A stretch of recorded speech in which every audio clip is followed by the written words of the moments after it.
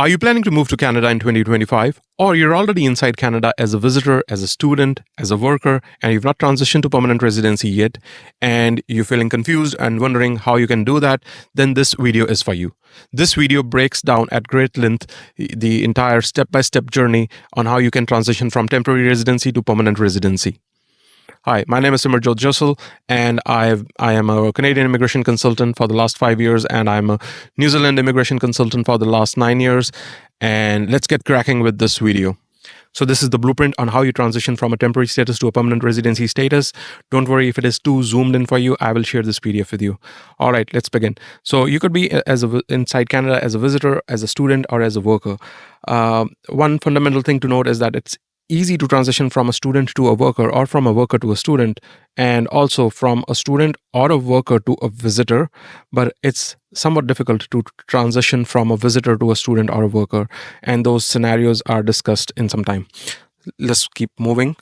Next, let's say if you have a very good profile, or you've got the job offer and that makes you eligible for PR, you could directly apply for PR to IRCC through one of these federal programs that are going to be in focus this year. And these are the Express Entry program, including the Canadian Experience Class, the Federal Skilled Worker, the category-based programs, that is the French, the trades, the healthcare.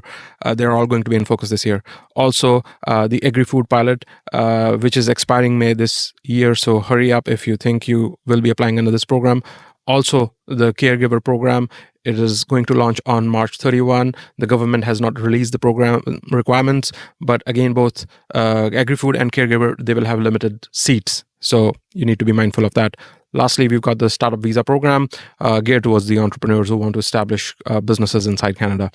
All right. So if you don't apply, if you are not eligible under these programs, you could also look into the regional programs, which include the federal regional programs and the provincial programs, the provincial nomination programs. How it goes is that through the federal programs, once you get the endorsement through the relevant authorities, you apply for your PR to the federal government.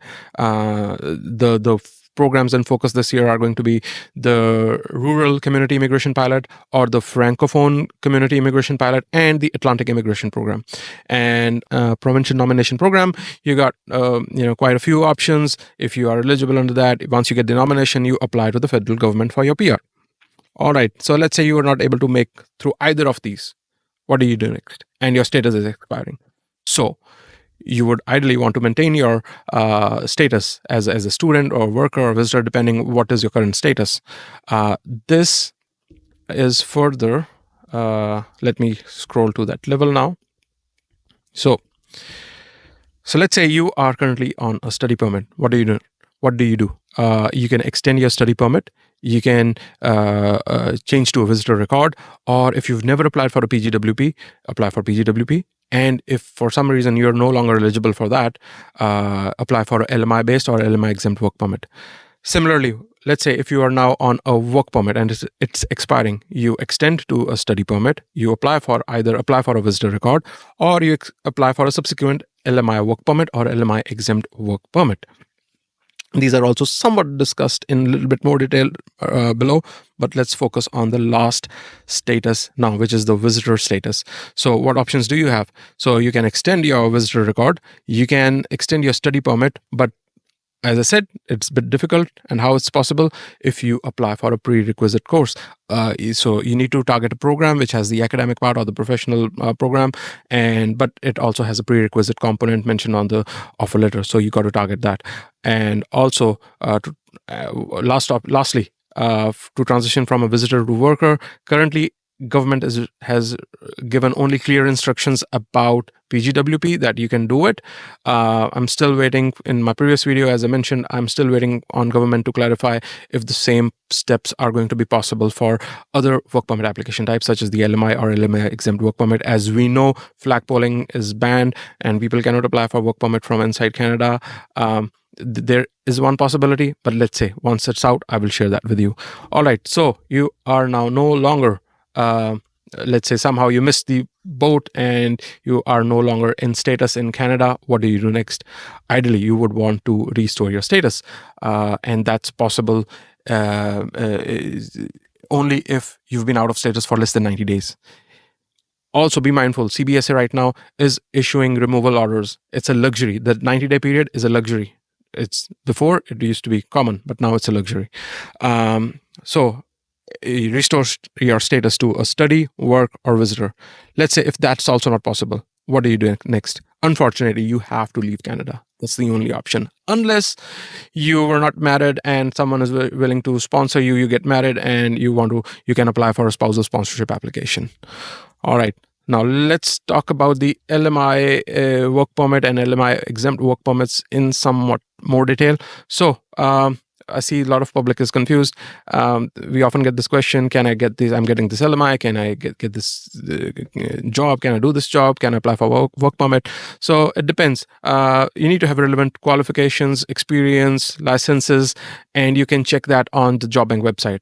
If you think you are eligible, you meet the requirements, you need to check the advertising requirements. And if you're eligible, apply for it. You can apply for it. But not all the times. Most of the times I find people are getting scammed. So be mindful. Another important consideration when it comes to LMI-based work permits is that the LMIs are taking too much time to process. The PR stream LMIs are taking more than a year, and low wage and high wage are taking 3 to 4 months to process.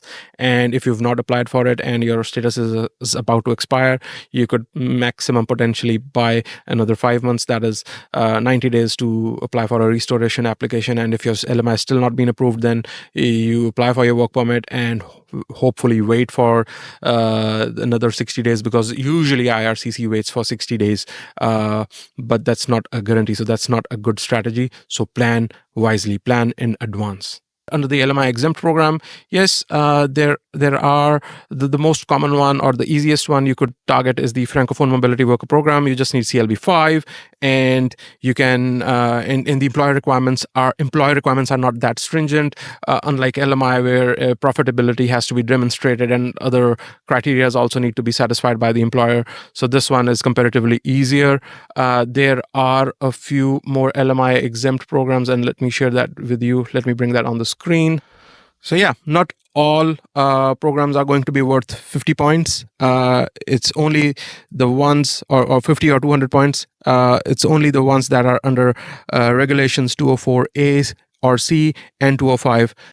There's a quite few of these LMI exempt work permit application types you could apply under depending on your eligibility, and because there's a ton of them, I cannot show you here. Is if you were to simply Google LMI exemption codes, you will be able to see what these are.